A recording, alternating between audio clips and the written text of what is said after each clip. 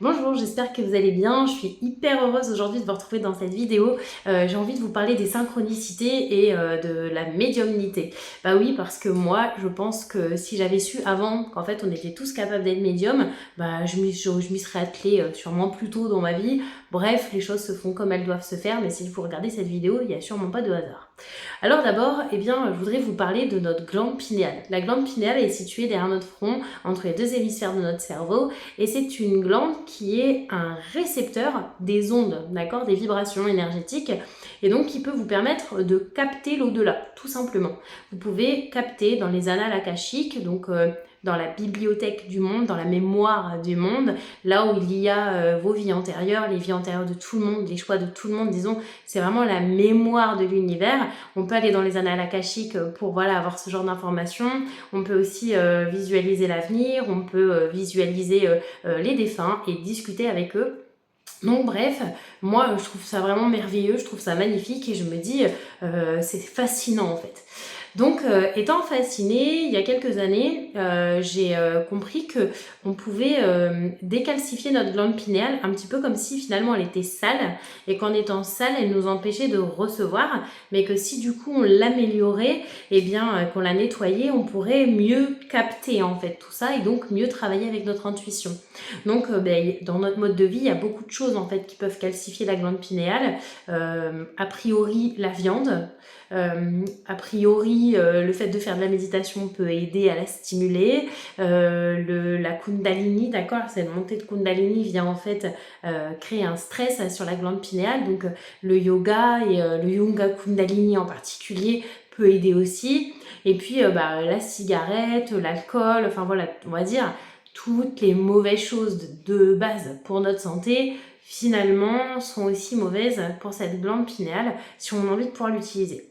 Alors est-ce que ça veut dire que tous les médiums ont une glande pinéale qui est vraiment nickel? Je ne crois pas, d'accord, je ne pense pas, mais je crois que si on n'a pas une prédisposition vraiment, si déjà de base vous n'avez pas vu les morts étant petit, si vous n'avez pas dialogué avec des guides, si c'est nouveau en fait pour vous, je pense que le fait de modifier votre vie et votre hygiène de vie de manière à favoriser le nettoyage de cette glande pinéale, ce serait aussi mettre des intentions en ce sens. Et on sait que c'est les intentions, en fait, ce sont les intentions qui comptent, d'accord? Vous avez déjà entendu cette phrase-là, n'est-ce pas? Donc puisque c'est l'intention qui compte, aussi le fait de toute façon, ça ne peut pas vous faire de mal d'arrêter l'alcool, d'arrêter la cigarette, etc., etc. Enfin, d'accord, on va pas se mentir, c'est pas que pour la médiumnité qu'il faut faire ça. Mais du coup, voilà, ça c'est une première chose pour mettre de l'intention et aider votre corps à être un meilleur récepteur. Donc si finalement on peut capter ces messages-là, que je peux capter ces messages-là, tout autant que chaque être humain sur cette planète, et que ça n'est pas un don qui est réservé à une élite, mais bel et bien un sens, tout simplement, comme l'a vu Louis et l'odorat, vous êtes doté déjà de ce sens, de cette perception extrasensorielle, et vous pouvez du coup la développer. Je pense que c'est vraiment un des meilleurs moyens d'être sûr qu'on avance sur le bon chemin, qu'on est sur la bonne voie. C'est-à-dire qu'en écoutant notre intuition, on peut vraiment réussir à se faciliter les choix qui s'offrent à nous et saisir peut-être certaines opportunités. Alors voilà pour la glande pinéale. Du coup, moi, quand j'ai eu vent de ça, je suis devenue végétarienne, je suis une ancienne fumeuse, donc j'ai arrêté de fumer. Et puis, je me suis mise aussi beaucoup à la méditation, pas que pour ça, mais pour d'autres raisons.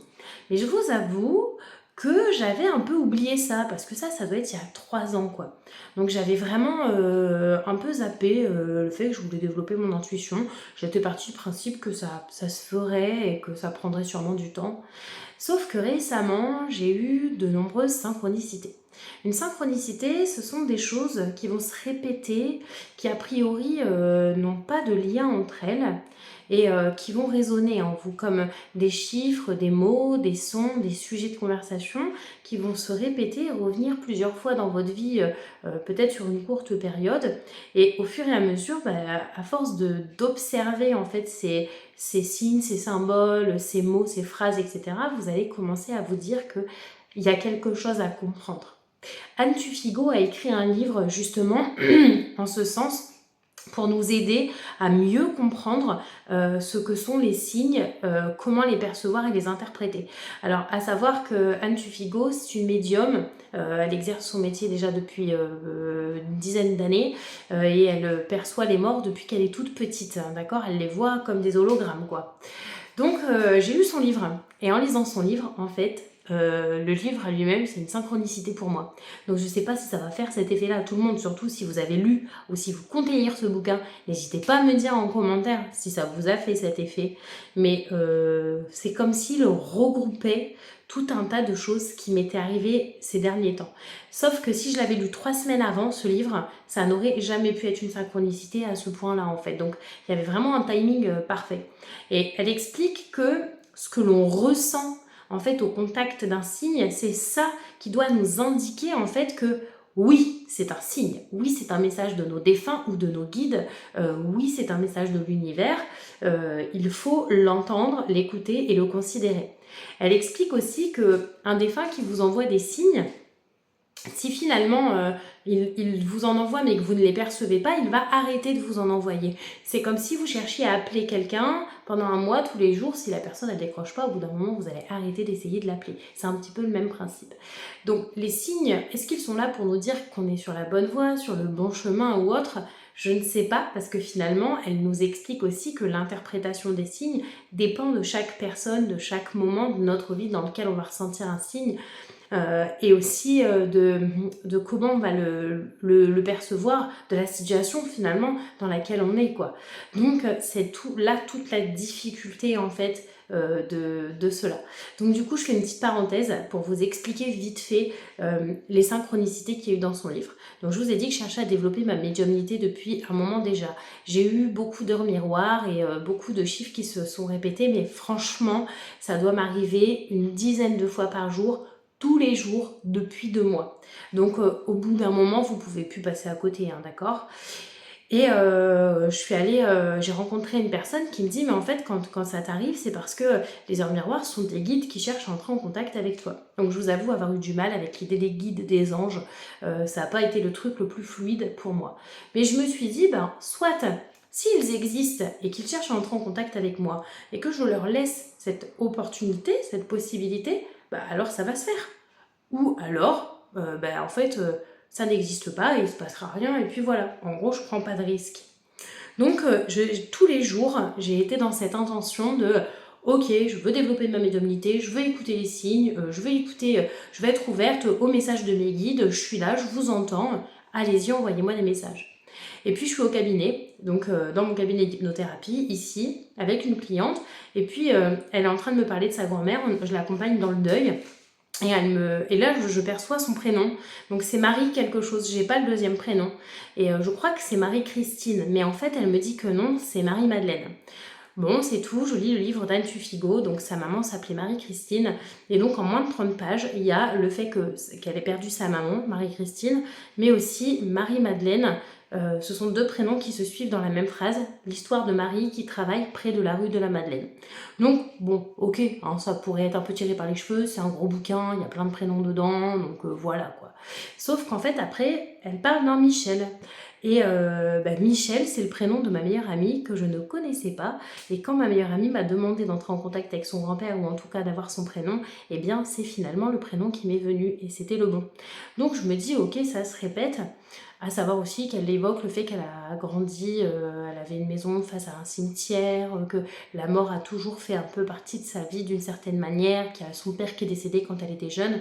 Et là je me dis, bah ouais, mais moi aussi en fait mon père est mort quand j'étais jeune, j'ai habité face à 3 cimetières, c'est pas banal non plus finalement, je m'en rends compte, hein. Il y a un cimetière par ville ou village, donc il y a 1 ou 2 possibilités d'habiter en face. Bon bref. Et au final, en lisant son bouquin, donc ça continue. C'est-à-dire que les synchronicités ne s'arrêtent pas là, au point même que je dis à ma meilleure amie que son grand-père, c'est un homme avec un chapeau et un long trench noir. Elle me dit non, mon grand-père mettait pas de chapeau, c'est pas lui. Je lui dis les défunts n'apparaissent pas toujours sous leur forme telle qu'on les a connus. Et elle me dit non mais c'est sûr, l'homme au chapeau c'est un homme qui vit chez moi dans ma maison, c'est un homme qui appartient au lieu, c'est un défunt qui appartient au lieu, c'est pas mon grand-père. Sauf que le lendemain de cette discussion avec ma meilleure amie, il s'est passé un truc de dingue. J'étais en consultation avec une cliente, je lui ai demandé de fermer ses yeux et de penser à la partie d'elle qui avait peur de conduire. Je lui ai demandé un nom symbolique, par exemple peur, voiture, conduite, voilà. Et là, elle m'a sorti Michel. Bon, je me suis dit, bon, c'est le hasard. Et je lui ai dit, intérieurement, comment tu te représentes cette partie de toi? Elle m'a dit, c'est un homme avec un chapeau et un long trench noir.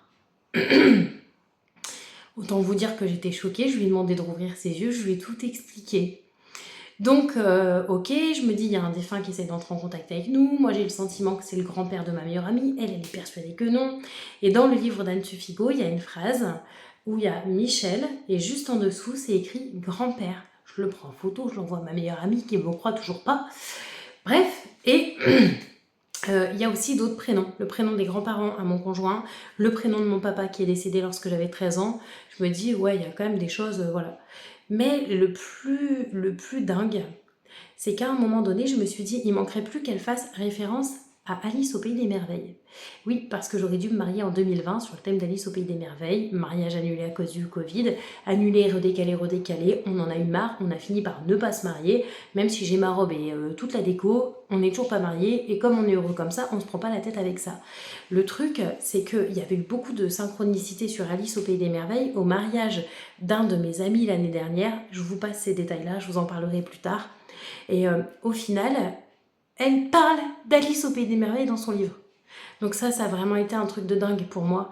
Et là, j'ai ressenti ce dont elle parle dans son livre, le fait que quand il y a une synchronicité, en fait, à la limite, il n'y a aucun doute pour la personne qui le vit. Il n'y a pas de doute. Donc, quand vous vivez des synchronicités, ou quand il y a des signes, des plumes, ou des chats, ou des choses, des mots, des phrases qui se répètent, si vous sentez à l'intérieur de vous que ça vibre, que ça résonne et que c'est puissant, alors oui, c'est un signe. Par contre, me demandez pas ce que ça veut dire, j'ai toujours pas compris.